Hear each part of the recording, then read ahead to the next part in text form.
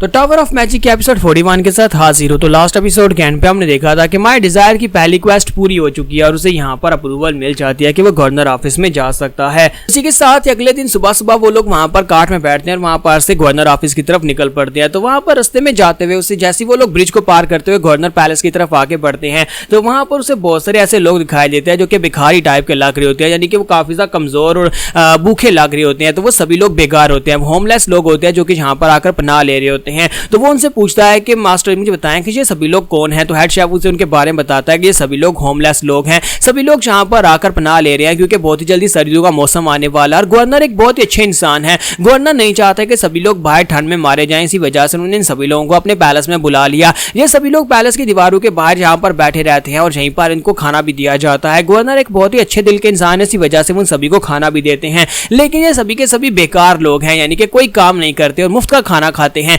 यानी कि कम से कम अगर तुम्हें यहाँ पर खाना चाहिए तो उसके बदले में कुछ काम वगैरह तो करना चाहिए। सारा दिन यहीं पर गलियों में पड़े रहते हैं और कोई काम नहीं करते। तो हमारा डिजायर जो होता है वो उनके बारे में सोच रहा होता है कि ये तो बिल्कुल वैसा ही हो रहा है जैसे हावरियन एकेडमी में होता है, जैसे कि वहां पर नोबल्स होते हैं और जहां पर कुछ कामनर्स होते हैं, यानी कि यहाँ पर आम लोगों को बेकार समझा जा रहा है और यहाँ पर नोबल्स की तारीफें की जा रही हैं। तो इसी के साथ उनकी कार जो होती है बाजार में जाकर रुकती है। तो मास्टर उसे कहते हैं कि तुम यहीं पर रुककर मेरा वेट करना, मैं जाकर बाजार से कुछ माइसल्स खरीद कर लाता हूँ क्योंकि गवर्नर ऑफिस में जाने के बाद तुम माइसल्स के साथ ही तो कॉफी बनाने वाले हो। तो माय डिजायर कहता है कि तो बाकी में काफी ज्यादा लॉन्ग पीरियड था, कब मैं पैलेस में पहुंचूंगा, जाकर अपनी क्वेस्ट के अगले हिस्से को पूरा करूंगा। जब वहां पर खड़ा होता है इसी के साथ साइड के ऊपर से एक बच्ची निकल कर आती है और उसे उसके पल्लू खींचते हुए उसे कहती है कि सर क्या तुम्हारे पास कुछ पैसे हैं, मुझे कुछ पैसे दे दो। तो माय डिजायर से कहता है कि छोटी बच्ची माफ करना, मेरे पास तो कोई पैसे नहीं है, क्या तुम यहाँ पर एक होमलेस हो। तो वो कहती है कि हाँ मैं होमलेस होकर तुम्हारे पास पैसे नहीं है तो मेरा टाइम वेस्ट मत करो, मैं जा रही हूँ। और वो पीछे मुड़ जाती है। तो माय डिजायर कहता है कि तो कुछ ज्यादा एटीट्यूड वाली है। फिर साथ ही उसे कहता है बच्ची जरा बात सुनो, मेरे पास पैसे तो नहीं है लेकिन मेरे पास खाने के लिए कुछ ड्राई फ्रूट्स हैं। तो अपने पास अभी फ्रूट्स हाथ पर निकालते है, किसी के साथ जो बच्ची उसके पास है फ्रूट छीन कर खा भी जाती है। तो माय डिजायर कहता है ये क्या तुमने तो इनको खा भी लिया। तो वो कहती है हाँ मुझे बहुत ज्यादा भूख लगी है और ये बहुत ज्यादा टेस्टी हैं। तो माय डिजायर कहता है कि अब जबकि तुमने इनको खा लिया है तो क्या तुम यहाँ पर मुझे कुछ सवालों के जवाब दोगी, बदले में तुम्हें यहाँ पर और ज्यादा फ्रूट्स दूंगा जिससे तुम अपना पेट भर सकती हो। तो क्या तुम मुझे यहाँ पर सवालों के जवाब दोगी। तो बच्ची कहती है हाँ क्यों नहीं, रिडिका तुम्हें तुम्हारे सवालों के जवाब देगी। तुम्हारे डिजायर उसे कहता है क्या तुम इस जगह पर रहती हो। तो वो कहती है हाँ मैं यहाँ पर अपनी मोम और अपने छोटे भाई के साथ रहती हूँ। डिजायर उसे कहता है कि मैंने सुना है कि तुम लोगों को यहाँ पर फ्री का खाना मिलता है, तो क्या वाकई में तुम्हें फ्री का खाना मिलता है, तो फिर तुम यहाँ पर गलियों में मांग क्यों रही हो। तो वो कहती है कि हाँ यहाँ पर मैं फ्री का खाना मिलता है लेकिन वो सिर्फ सुबह के वक्त एक टाइम ही खाना मिलता है, हमेशा यहाँ पर सुबह के वक्त जो खाना मिलता है वो 3 लोगों के लिए काफी नहीं होता, इसी वजह से रिडिका हर वक्त भूखी रहती है और हमें यहाँ पर गलियों में आकर भीख मांगनी पड़ती है। डिजायर अपने पास से ड्राई फ्रूट्स निकालता है और उसे कहता है कि ये लो ये खा लो, मैं यहाँ पर तुमसे कुछ और सवाल पूछता हूँ। फिर साथ ही वो उसे कहता है कि आप मुझे यहाँ पर अपना नाम बताओ। तो उसे अपना नाम रिडिका बताती है। तो माय डिजायर उसे अपना नाम बताता है। रिडिका इस बात से बहुत ज्यादा खुश होती है और कहती है कि ओपा तुम बहुत ज्यादा अच्छे इंसान हो, तो मैं यहाँ पर तुम्हें अपनी मॉम का बनाया हुआ हैंडकरचीफ देती हूँ।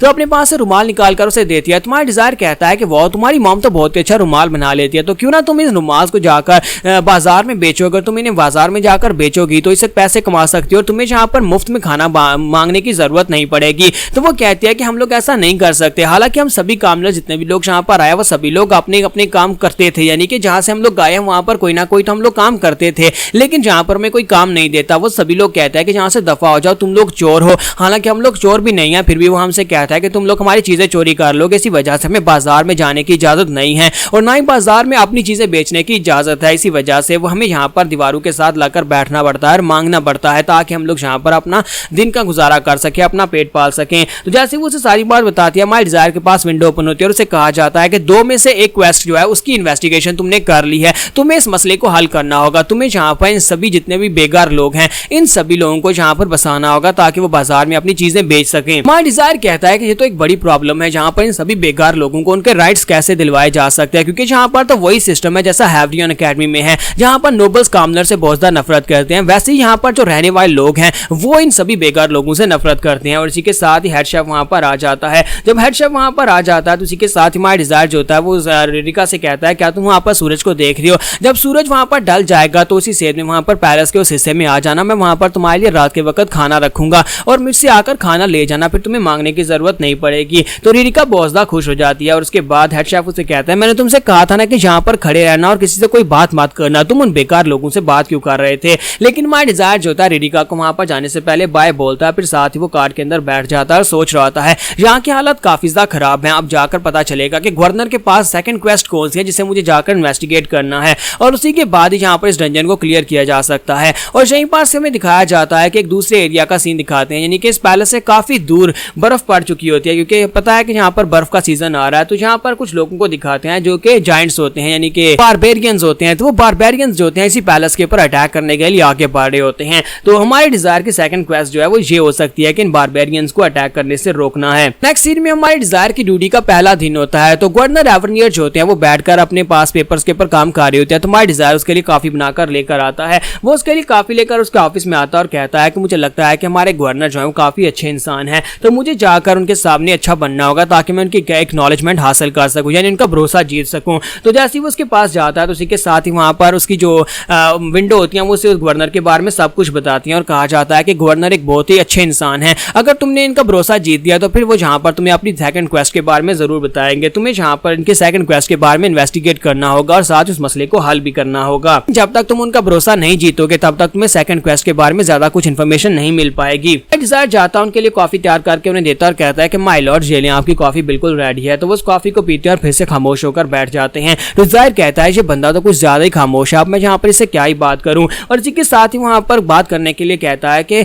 आज तो दूध बहुत ज्यादा है, अगर आप चाहें तो मैं बाहर की खिड़की बंद कर देता हूँ ताकि गर्म हवा अंदर ना आए। तो वो उसे कहते हैं नहीं इसकी जरूरत नहीं है। पहले तो वो उसे घूर कर देखता है, फिर साथ ही वो कहते हैं नहीं तुम जाओ जाकर अपना काम करो। तो माय डिजायर कहता है कि यहाँ पर तो टेबल पर बहुत सारे पेपर्स पड़े हुए हैं, लगता है कि इसका काम यानी वर्कलोड बहुत ज्यादा है। तो वो उसे कहता है कि माय लॉर्ड आपका काम तो बहुत ज्यादा, अगर आप चाहें तो मैं यहाँ पर पेपर वर्क में आपकी मदद कर सकता हूँ। तो इसी के साथ ही माय लॉर्ड जो होते हैं वहीं पर अपना पेन रख देते हैं और उसकी तरफ घूर कर देखते हैं और उसे कहता है कि लड़के तुम्हारा नाम क्या था? हाँ डिजायर, मेरी बात सुनो, जब मैं यहाँ पर काम कर रहा हूँ तब बीच में आकर बोलकर मुझे बिल्कुल भी डिस्टर्ब मत करना, क्योंकि मैं इस सब से बहुत ज्यादा परेशान हूँ। इसी वजह से जाओ जाकर अपना काम करो, जाओ किचन में जाकर जो भी करना है वो करो। तुम्हारा डिजायर जो होता है उसके पास विंडो ओपन होती है और उसे कहा जाता है कि तुम्हारा और इसका भरोसे का लेवल जो है वो फिर से 0 पर पहुंच चुका है, यानी कि तुम्हें अब यहाँ पर दोबारा से इसका भरोसा जीतना पड़ेगा। उसी के साथ ही माय डिजायर जो होता है वो किचन में वापस आ जाता है और सोच रहा था कि अब मैं यहाँ पर क्या करूँ। अगर मैंने यहाँ पर माय लॉर्ड के सामने और ज्यादा बातें करने की कोशिश की तो हो सकता है कि हमारा जो भरोसे का लेवल है वो 0 से नील हो जाए। अगर वो 0 से नील हो गया तो फिर तो यहाँ पर से मुझे निकाल दिया जाएगा और जो क्वेस्ट फेल हो जाएगी। मुझे कुछ ऐसा करना होगा जिससे गवर्नर मेरे पर और भी ज्यादा भरोसा करने लगे। तो अभी वो वहां पर बर्तन धो रहा होता है तो इसी के साथ पीछे से कोई निकलता है। तो माय डिजायर वहां पर सोच रहा होता है कि मुझे यहाँ पर कुछ ना कुछ सोचना ही पड़ेगा। और इसी के साथ ही वो बंदा जो भी पीछे से निकल कर आता है वो उसकी आंखों के ऊपर आकर हाथ रख लेता है और कहता है कि जरा गैस करके बताओ मैं कौन हूँ। तो माय डिजायर कहता है ये आवाज तो प्राम की है। तो वो कहता है प्राम तुम यहाँ पर क्या कर रहे हो? तो प्राम ने वहां पर एक सोल्जर की ड्रेस पहनी होती है क्योंकि इस डंजन में आने के बाद से सोल्जर का रोल मिला होता है। तो वो साथ ही प्राम उसके साथ चिपक जाता है और कहता है कि मिस्टर डिजायर मैं तो आपको कब से ढूंढ रहा था, मुझे आप मिल नहीं रहे थे और आप फाइनली अब यहाँ पर मुझे मिल गए। मुझे पता चला है कि आप यहाँ पर इनके पर्सनल किचन अटेंडेंट बन चुके हैं। डिजायर कहता है कि तुमने तो यहाँ पर एक बॉडी आर्मर पहना हुआ है, इसका मतलब यह है कि तुम यहाँ पर सोल्जर बन गए हो। तो वो कहता है हाँ मैं यहाँ पर सोल्जर बन गया हूँ। तो अब यहाँ पर रोमांटिका और एजेस्ट को ढूंढना बाकी है कि वो दोनों यहाँ पर कौन सा रोल कर रही हैं और दोनों कहाँ पर हैं और कौन से हिस्से में होंगी। पर हमारी एपिसोड 41 का एंड होगा। तो एपिसोड की एक्सप्लेनेशन अच्छी लगी हो तो कमेंट करके जरूर बताइएगा और वीडियो को लाइक करना मत भूलिएगा। Thank you.